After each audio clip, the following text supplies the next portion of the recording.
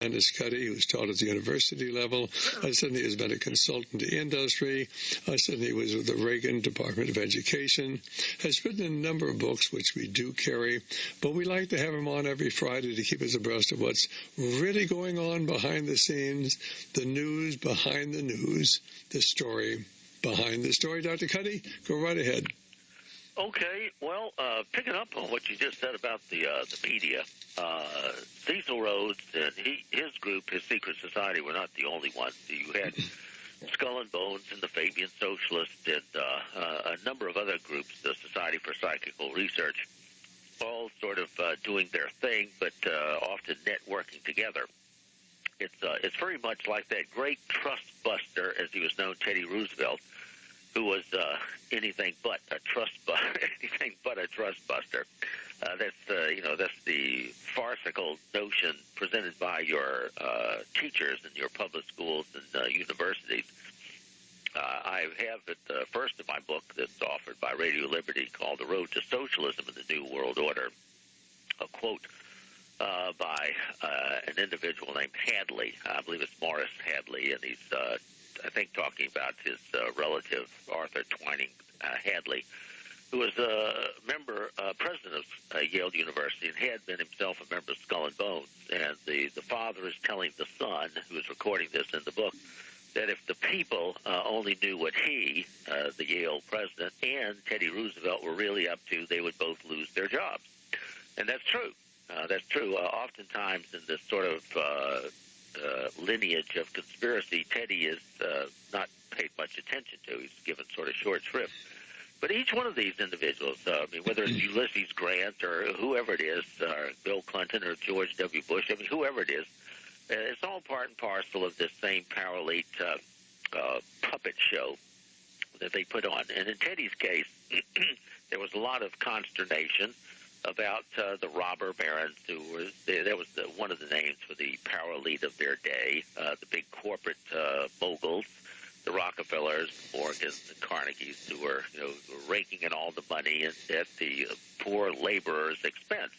Because one of the things that communism was calling attention to was how these fat cats kept getting fatter and fatter, and people were literally trying to downbid each other to get a job with Rockefeller. Mr. Rockefeller, I'll do the job for 10 cents an hour. And another would say, I'll do it for 9 cents an hour, and so forth and so on. And so the consternation was coming to the fore among the people. Of course, the power elite had to deal with this. And so what they did is, as usual, they fake some response to meet the public demand. And so they said, well, we'll get our boy, Teddy, to bust up these trusts. And so everybody, the headlines of the dutiful media said, Teddy Roosevelt breaking up the trusts, the big corporate conglomerates. And what he did actually, though, was not bust them up. He simply separated them so that they would become a multi-headed hydra, more or less, and he allowed them to still have interlocking directorates. So they really weren't busted up. They were just dispersed, which in many ways is worse because then they're harder to control, and then they started getting their own foundation so that they didn't have to pay tax dollars. Instead, they could just direct whatever monies they had to whatever causes they want, like taking over education or health or starting wars. Hold that thought. Remember, reality is usually scoffed at, illusion is usually king, and most of what you believe, ladies and gentlemen, isn't true.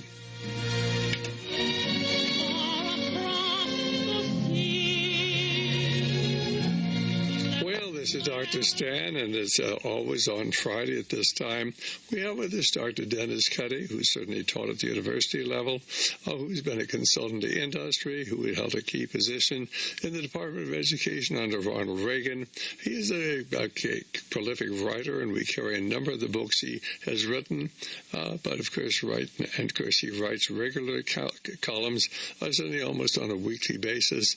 But he's with us every Friday to keep us abreast of what's really going going on. And he's talking certainly about this whole idea that they were going to bust the trust. Oh, Teddy Roosevelt was going to be the trust buster. Teddy Roosevelt was working right along with the trust to maintain the centralization of power in the hands of a very few people. Why? How did these people get the centralization of power? Because they distorted the banking system, and by controlling the issue of money, they were able to basically to dominate the monetary system. And the whole idea then was to utilize the financial and military power of the United States to bring about a world government. That has been the plan going back hundreds of years, and it's coming to fulfillment today. The leaders of both political parties are globalists. The leaders of both political parties are going along with this effort to destroy our monetary system and certainly to destroy Christianity, and that's why they took God and prayer and the Ten Commandments out of our schools. And all the time we hear about, oh my goodness, why this young student, and he killed all these people with a gun, take away the guns. I'd like to have an even better suggestion. Why don't we just take and put in every school in America a big sign that says, thou shalt not kill. Thou shalt not kill. Put that in every school. Oh, we couldn't do that. We got to take the guns away. We should not tell our children that there is a moral standards, and if they don't abide by them, they're going to spend eternity in hell. Go right ahead, Dr. Cuddy. And they will, these powerful people will use various tactics. They inflate and deflate the currency and so forth and so on. In the late 1800s, there's the big debate over whether we're going to silver or gold or not, and fiat currency and back and forth and all that sort of stuff. And you'd have William Jennings Bryan and his slogan on a cross of gold and so forth and so on. So what happens is they manipulate the economy so that what you had, I mentioned this before, in 1904, Thomas Lawson was one of these people himself, but a lesser-known one. It's like the Rockefellers would have Standard Oil and Carnegie, railroads and so forth and so on. Well, Thomas Lawson's thing was copper. His, and it had involved South American and so forth. Well, this is Dr. Stan. Our guest, of course, is Dr. Cuddy, and he's talking about this elite who, at the beginning of the last century, was dominating America. Certainly, the Rockefellers, there were the Warburgs. Certainly, there were the many people, these multi-millionaires at the time. But now he's talking about one of the people really relatively little known at that time, dominated copper, and all of these people were able to get their control over major industries simply by bribing politicians, by circumventing the law. And had we enforced the law, this never would have happened. We were not allowed to enforce the law because we had the finest politicians that could be bribed. Go right ahead. We're talking 100 years ago, Dr. Cuddy. Yeah, and the names are, the Whitneys and the Vanderbilts and all these, as they used to call them, pejoratively, the robber barons, as it were, which was a fitting name, in terms of robber, in terms of barons, because, remember I told you W.J. Kent, his book about our benevolent feudalism, around, I think it was 1901 or 02, was what Jack London, the famous author, in 1907, in his book called The Iron Heel, Jack London said the model that the plutocrats and the oligarchs will use for the future would be W.J. Kent's Our Benevolent Feudalism. And in there, and I put a long quote in my book, The Road to Socialism, from Gent's book, his article, which is a condensed version, where he's talking about them in terms of, the feudal days, the barons of old, the dukes, the earls, the barons, and so forth and so on. And I actually have a little chart there. It's sort of humorous, but it's very applicable. If you translate the old feudal knights and, various, the barons and the kings and queens and so forth, who today would be considered those same things in terms of the power elite and what types of jobs they have. So, I even have the court jester, from the old medieval times, and who the court jester is today. So, anyway, Thomas Lawson had amalgamated copper, and right at the first of his book, and you can get this, and if you're listening, just go into Google. It's the Google book, Frenzied Finance. Frenzied, Frenzied, Frenzied Finance, and it's on there. And you'll find right at the first he's saying, now, I'm not blaming specifically the Rockefellers, he says. I'm not doing it because it's the system. You know, if it wasn't the Rockefellers, there'd be somebody else, you know, the Smiths or whoever. It's the system that the problem is. But then he goes on to this is written in 1904. He writes about the example of the Rockefellers and Standard Oil and how it's like a religion, and if you go along with them, you will get tons of money, and if you don't, there's no place in the world you can go to escape them, and how they have their agents in every hamlet in the land. Now that sounds like a little cliche, but it's really important. It's one thing to have your agents in all the major cities. It's even one thing to have your agents in, say, every capital city in the nation, but every hamlet. I mean, a hamlet's a teeny, it's like a little village. And if you have your agents, Rockefeller agents, in 1904 in every hamlet in the land watching people, that's what they're doing there. They're not, sitting there picking daisies or something. They're there watching people to see who would be cooperative. Your local town council, they want to see who's on that town council or who's running for town council so that they can support somebody who's willing to go along with them. All right, so when Dr. Stan said a few minutes ago about our politicians, our leading political figures, that's where these people come from. They watch, the Power Elite watches these people in little city town councils, and then they see that the ones who do the best job for them, the Power Elite, they get elected to state legislatures, then maybe to Congress, then maybe eventually president. But by the time you get to a leadership position at the national level, you're pretty well bought. You're pretty well. Now, they don't say that, the politician wants to say, I'm bought. Yeah, that's right, I'm bought. But they know who got them there, and, they know where their funding comes from.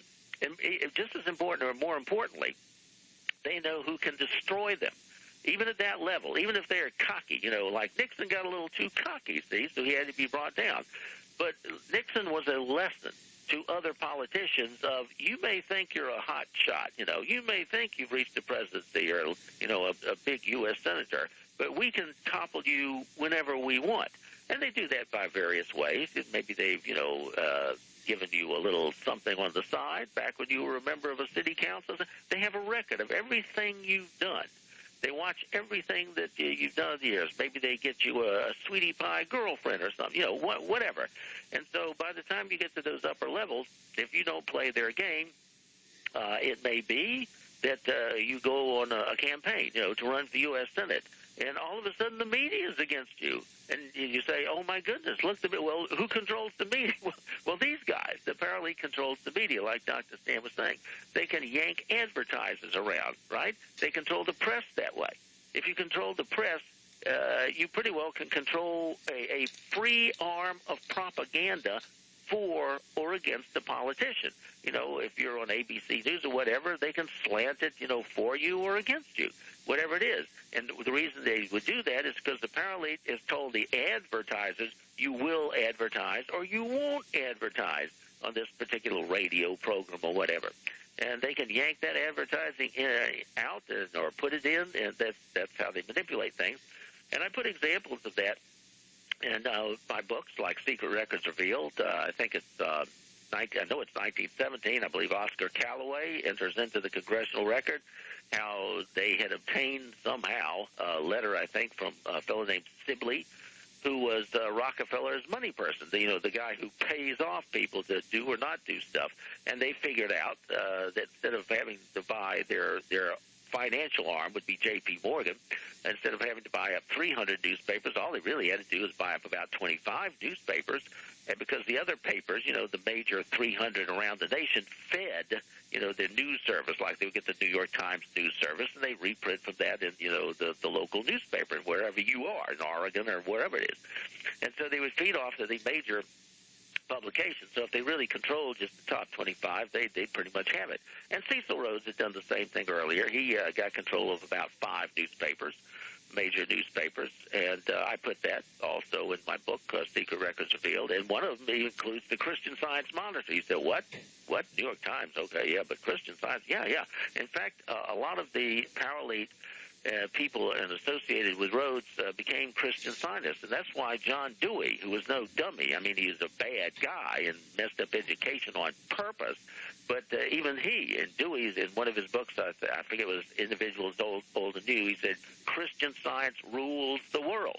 Let me just comment. You were mentioning Oscar Callaway, Congressman Right. Oscar Callaway. We do actually offer the article out of the Congressional Record by Oscar Callaway, who was talking about how a group of men got together to determine how they could best control the media, control what people thought.